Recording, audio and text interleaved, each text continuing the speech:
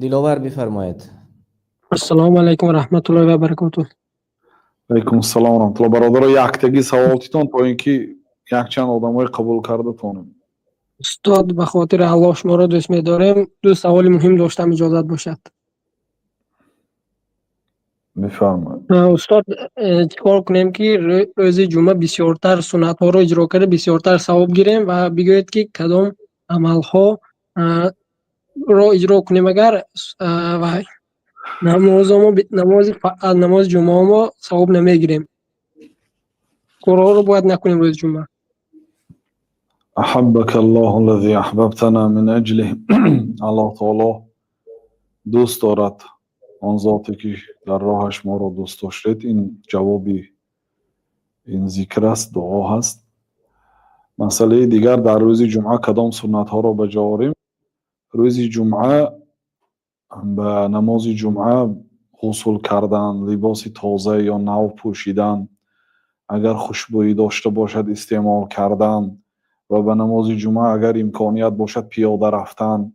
مشى ولم یرکب، پیاده رود و سوار نشود. این اگر در مثلا مسجد جامع در نزدیکی هاتون باشد 1 کیلومتر 2 کیلومتر، اگر دور باشد هیچ گپی ندارد سوار شویدم و بر وقت رفتن، به صف پیش نشستن، به پیامبر صلی الله علیه و سلم بسیار صلوات فرستانیدن.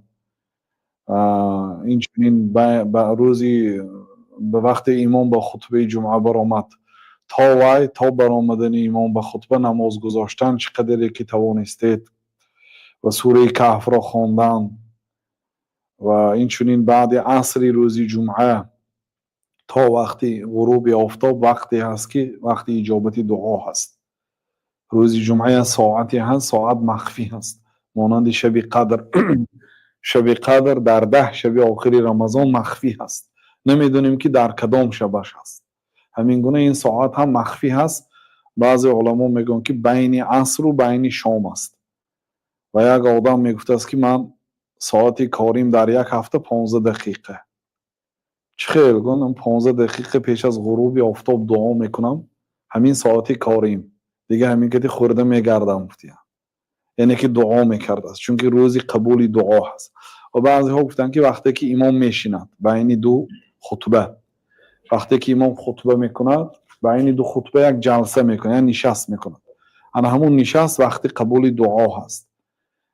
به خطبه گوش میاندازید و بین دو خطبه دعا میکنید و وقتی که نماز جمعه تمام شد الله تعالی که فاذا قضیت الصلاه فانتشروا في الارض وابتغوا من فضل الله، وقتی که نماز جمعه تمام شد شما در روی زمین پراکنده شوید، یعنی از مسجد برآیید و از فضل الله تعالی امید کنید، یعنی تجارت کنید. حتی بعضی علما میگفتن که خرید سری هفتگی هر هفته آدم خرید میکنه همون خوب میشد که بعد نماز جمعه گیرد، چون که الله تعالی گفته است که وقتی که نماز جمعه تمام شد در روی زمین تجارت کنید، از رزق الله تعالی امید کنید، از فضل الله تعالی امید کنید، یعنی تجارت کنید. چون که پیش از اذان جمعه از تجارت منع کرد.